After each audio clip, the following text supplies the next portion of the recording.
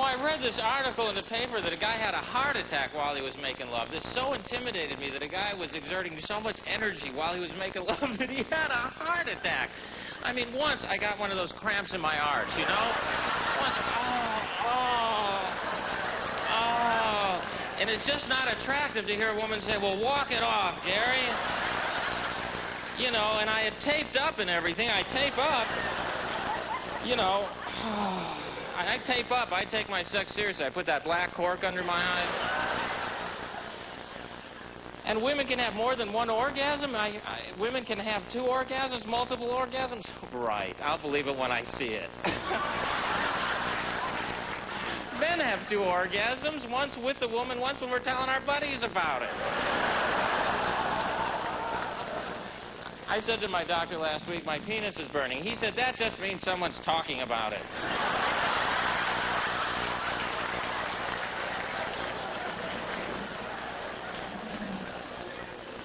My mother screwed me up with relationships. My mother is the one who actually wants to marry me, you know, that's the truth. I know that sounds really sick. I actually once told a therapist that, and he just looked at me and did something I'd only seen blackjack dealers do. He looked at me and went...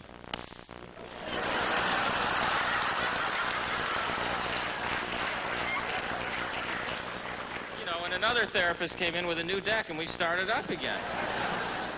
But I think, you know, quite honestly, you know, I'm willing to make a commitment. I just got to know my girlfriend well enough and understand things well enough to know what I'm getting involved in. That's all. You know, I can't tell if she's PMS or if she's a devil worshiper. All right? And I don't want to come home one night and she's got a fucking possum in her mouth going, I made a mistake, you know.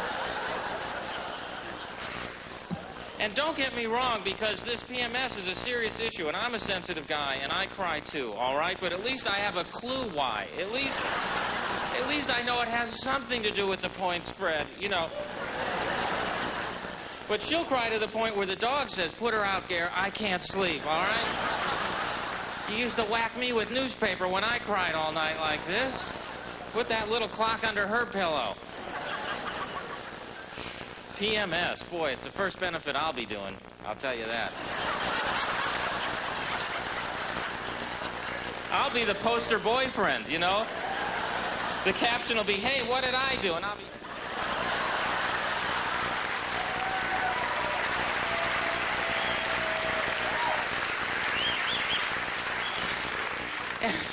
And she doesn't keep track of her cycle. Is that it, a cycle? Thank God it's a cycle and not just something that increases exponentially, you know? Oh, it's 1,000 times worse than last year, honey.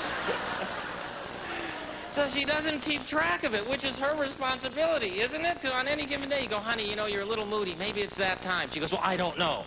I go, all right, let me look in my book, honey. I have it written down here.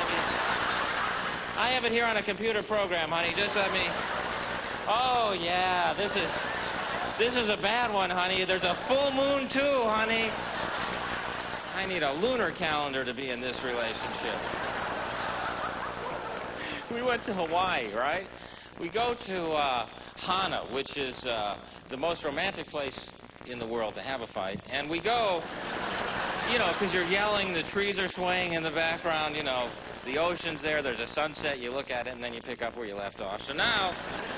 So we go, so this is my first vacation in like a couple of years. I break my leg. We go to Hana, right, which is a little remote village on the southern tip of Maui. There's like 1,000 people. It's 3 hours from the next nearest town. We get to this little hotel. There are these 3 stray dogs running around begging food from the tourists, right? My girlfriend decides to adopt these dogs while we're there. So they're like our dogs while we're there, right? So they're in our room. They got fleas. It's delightful, really. I go and rent a car, right? I get a Pontiac Sunbird, which is not a great car, but it's a rental, so you can use it as a 4-wheel drive, right? Now, I come back with the car. I go, come on, we're going to go sightseeing, because there are these great waterfalls and everything, but you got to drive to them. She says, okay, well, let's take the dogs in the car with us, all right? I go, no. We're not putting these dogs that I don't know in the car, right? No. All right, so I put them in the car. Now I'm driving 10 miles out of Hana. Now I'm really in the middle of nowhere, right? I'm on a dirt road. There's a waterfall on the side of the road. I pull off. I get out of the car. She says, let the dogs out of the car, too. No, I'm not letting these dogs that I don't know out of the car. No. All right. So I let them out, and they just scatter, right? They take off like dogs getting out of a car, right? Dogs can't wait to get in the car, and they can't wait to get out of the car. Isn't it the weirdest mentality? I think you could leave them in one side of the car, just leave the other door open. They'd run right through and go, that was fun. That was fun. We were in the car, we got out of the car. I don't think you have to leave the driveway, you know? So now these dogs have scattered. I don't want to leave them here because they can't, they're 10 miles from where we picked them up. They can't hitchhike back. You know, they don't have thumbs. They'll be going, hey, come on, you know what I mean, come on.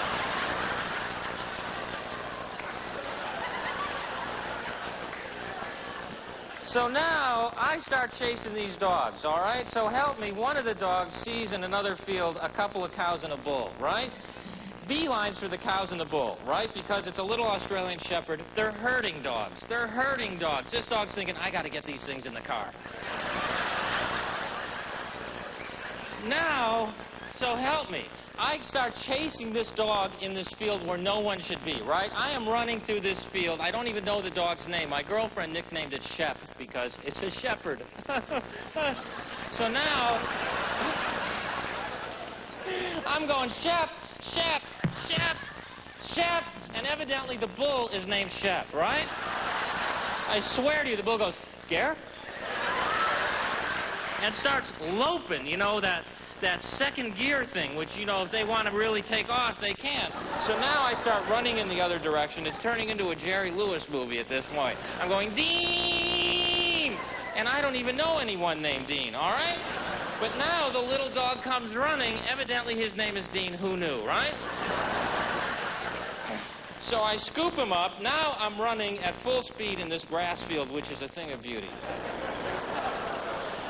Underneath the grass is a hole, all right? This is where it happened. A deep hole, a deep, deep, deep, deep hole. There was Chinese coming out of it, all right?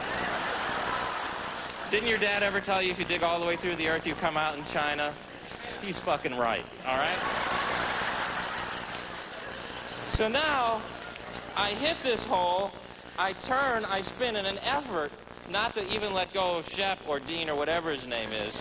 I don't even break my own fall. I just turn, spin, and fall back, and my ankle just snaps, right? Well, I didn't hear it snap over my screaming, but I knew I'd really hurt myself because I'm Jewish and you just know. You go, I feel worse than usual.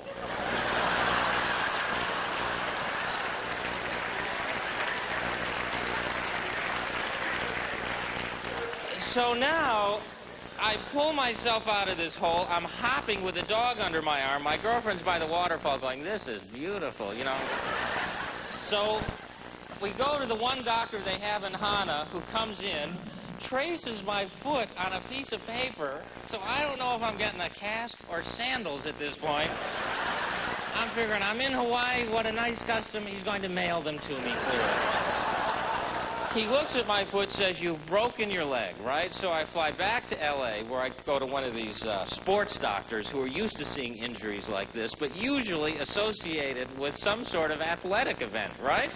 So he goes, well, how did this happen? I go, well, all right, I was running from a cow with a dog under my arm. And he goes, was it Shep? Yes, it was, as a matter of fact. Yeah, we see a lot of injuries from that dog. So now, so help me, this is all true. Now I have a cast on, right? And my girlfriend has to drive me everywhere because I couldn't drive, and she really takes all her aggressions out on the freeway. I can see why there's so many freeway shootings. I took a shot at her myself one day.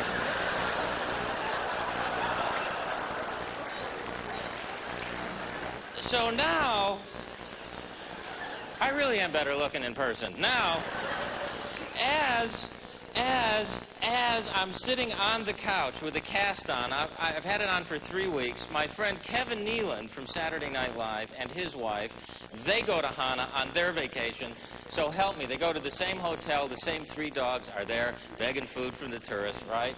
Except now, Shep believe it or not, I swear to you, has a broken leg, all right? At some point in the 3 weeks since I was there, Shep broke his leg. I know it sounds like I sent some guy named Vinny to take care of him. I was like, hey, your name's Shep? Come here. Which paw? Which paw? Which paw? So Kevin and his wife, who love animals, take Shep to a vet. They set Shep's leg, and they bring Shep back to L.A., figuring who's going to take care of Shep. So now I get a phone call. Kevin says, Gary, Kevin, we have Shep. Do you want him? Now, the weird part is we were thinking of bringing Shep back when we were there, except he ran away the day we left. I don't know if it was the firecracker up his ass that scared him or what. I said, honey, if he's here when we leave, he's on the plane. So, I now have Shep. I took him, and I have him. He's my dog. It's the most bizarre story. I have Shep. I own Shep. I have 2 dogs now. I have Shep, and I have my golden retriever that I've had for a long time. She's a female. My mother had given me the golden retriever. In fact, my mother was going to give me another female because she said 2 females get along, which I've never seen in life. But all right, I figure I'll end up with 2 dogs going, nice collar.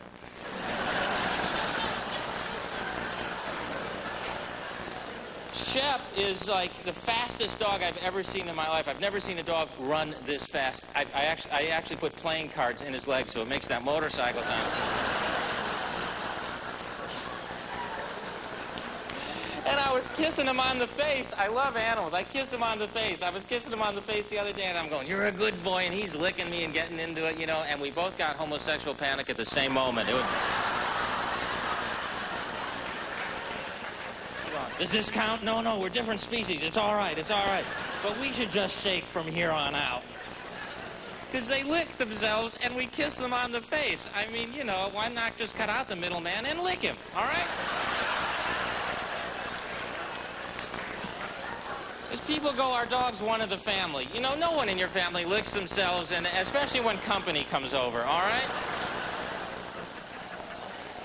Dogs are gross. Did you ever try to give a dog a pill? There's no good way. They're gross. My vet says you pry their mouth open, you jam it down their throat, right? Then you hold the dog's mouth closed. You think you're suffocating the dog. Am I right? The dog's going, let go of my face. You're killing me. So you let go of their face, and they go into a corner a half hour later and go, ah! And the pill comes flying out at like 40 miles an hour. It's like a magic trick. There should be a beautiful assistant going, huh?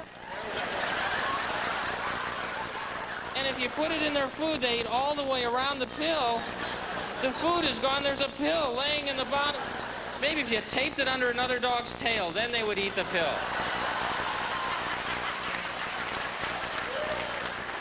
That's all I'm saying, is they're not one of the family. They're gross. They go, ah, get that pill out of my mouth. There's some dog shit. What does that taste like?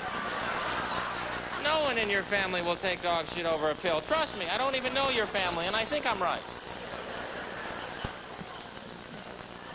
I had to have my dog neutered, right? I had a sheepdog when he was 12 years old. The vet said, you should have him neutered. It'll cause him more trouble as he gets older. Man, it is just not easy for a man to commit to having another male neutered. You know, it's like, I said, trim his nails and work your way up slowly, you know. Because, you know, they take their balls off. I said, well, can't we just take his balls off emotionally? Can't I just berate him till he feels like he has no balls? You know, if you were any kind of dog, you would have caught that car. So they did it. They took him off, and it didn't seem to bother him, except I swear to God, the first time he came home and went to lick himself, you could tell he knew something was missing, you know?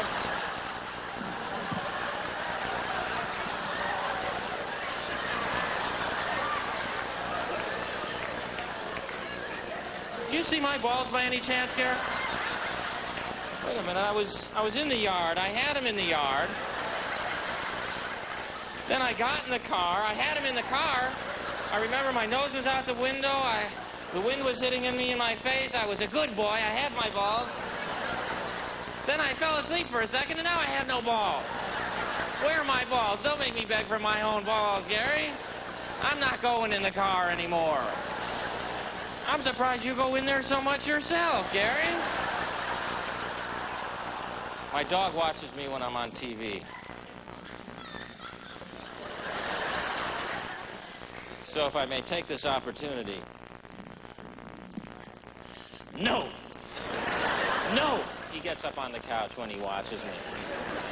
I always wanted to go on a TV show like on The Tonight Show and just take a tennis ball and just hold it up to the camera and go, get it, get it, get it, get it, get it, get it, get it, get it.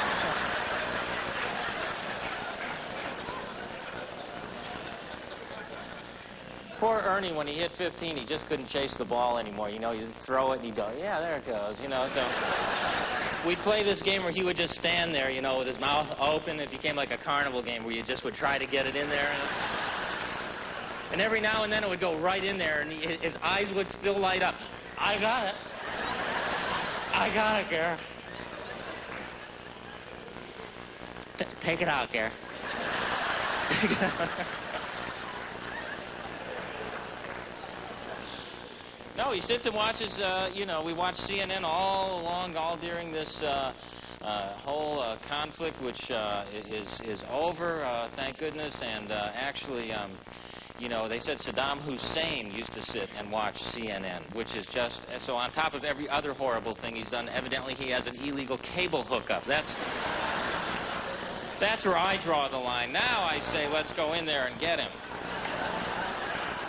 They should have just told the cable company he wasn't paying his bill. They would have gone in and got him. Man, I thought Bush was just going to get carried away. I swear to God, he did an amazing job. I thought he was just going to go into Baghdad, take Baghdad, just get carried away, go into Jordan, take Israel, just take the whole fucking thing and rename it Texas. I swear to God.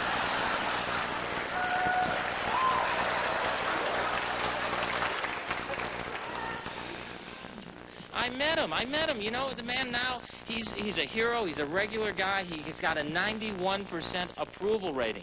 91%. I never scored that high on an exam, all right? It means 9 out of 10 people really, really approve and really, really like him. So I want to tell you the story of how I met him. It's unbelievable I got a chance to meet him, and 9 out of 10 of you will like this story.